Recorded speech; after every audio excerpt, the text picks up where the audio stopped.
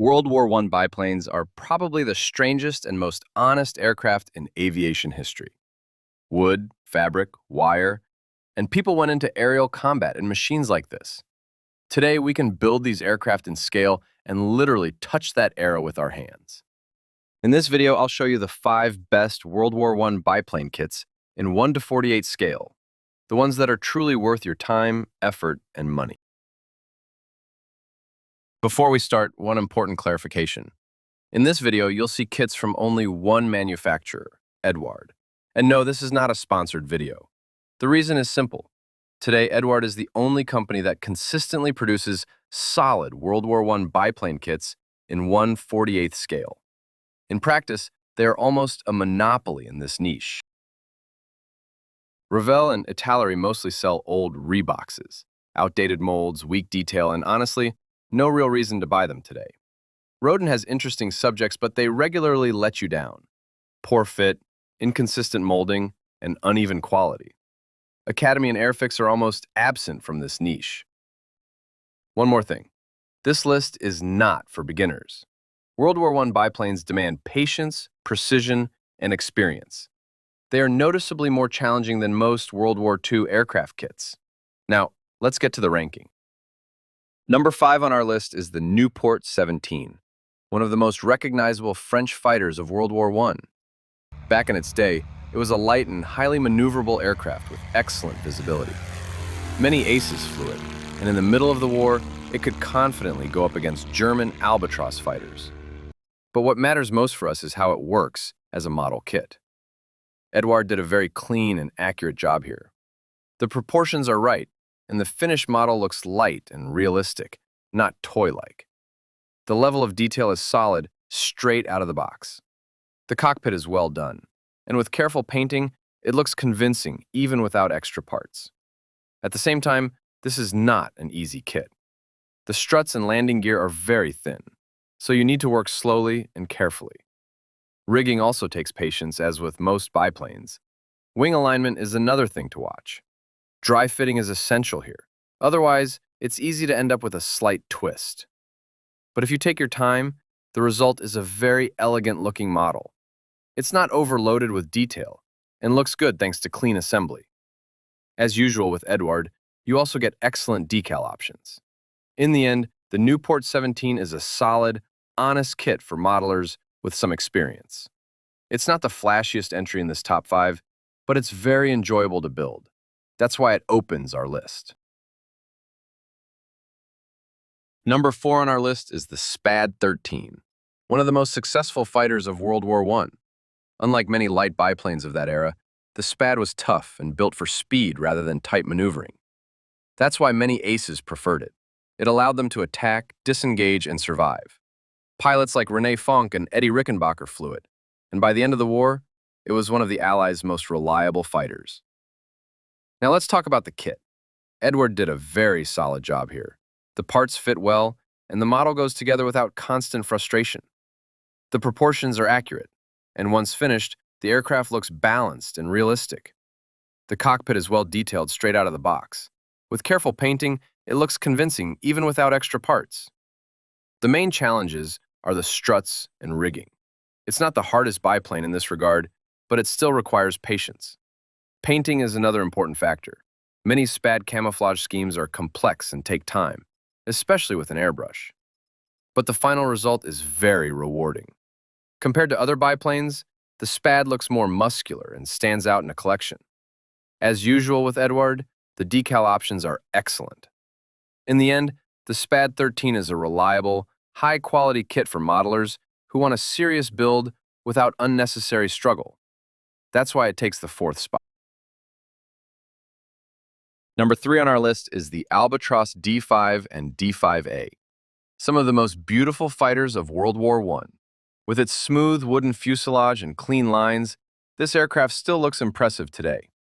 During the war, it was one of the main fighters of the German air service and saw heavy frontline use. But what really matters is how it works as a model kit. Eduard did an excellent job here. The proportions are accurate, and the shapes look clean, without heavy simplifications. One of the highlights is the wooden fuselage surface. After painting and weathering, It looks very realistic and adds a lot of character. The detail level is strong, straight out of the box.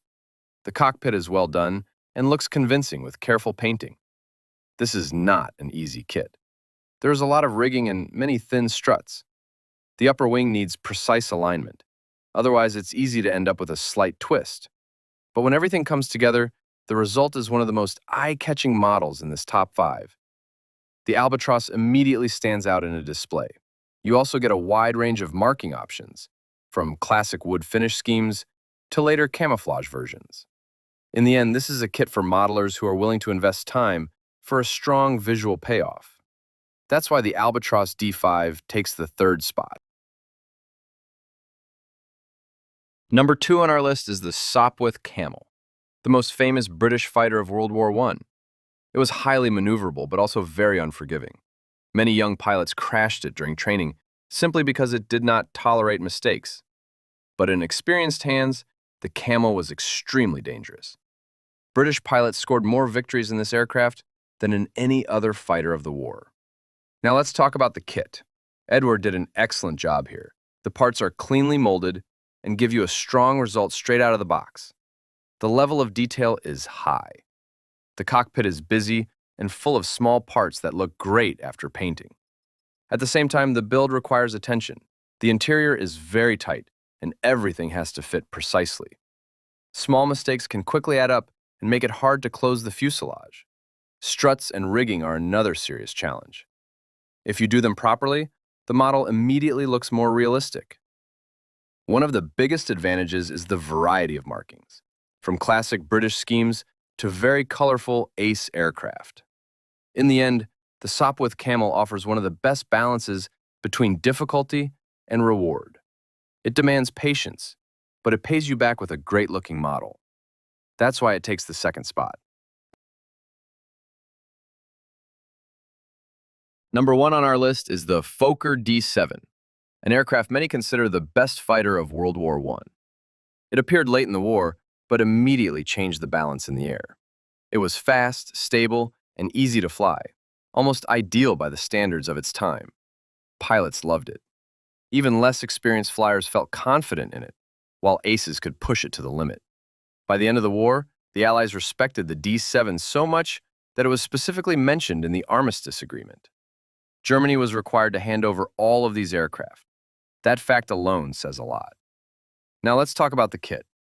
Eduard's Fokker D7 is one of the strongest kits in this entire category. The fit is excellent. Most parts go together cleanly, without constant sanding or fighting the plastic. The proportions are spot on. The fuselage, wings, and tail surfaces all look right, and the finished model feels solid and realistic. The cockpit is highly detailed straight out of the box. With careful painting, it looks great, even without aftermarket parts. One major advantage of this kit is that it is more forgiving than most World War I biplanes. Wing alignment is easier, and the structure feels more stable. Rigging is also simpler than on many earlier designs. It still requires care, but it's far less intimidating. Eduard offers a huge variety of versions and marking options. Different engines, different noses, different camouflage schemes. You can easily build several D7s and never repeat the same look. This makes the kit appealing both to collectors and experienced builders. In the end, the Fokker D7 offers the best overall balance in this top 5. Strong history, excellent engineering, high detail, and a smooth building experience. If you choose only one World War I biplane in 1:48 scale, this is the safest and strongest option. That's why the Fokker D7 takes the number 1 spot. That was my list of the best World War I biplane kits in 1:48 scale. Not a long list, but an honest one, without weak or filler entries.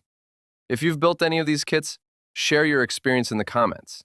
And if you think something important is missing, let's talk about it. Thanks for watching. I'll see you in the next video.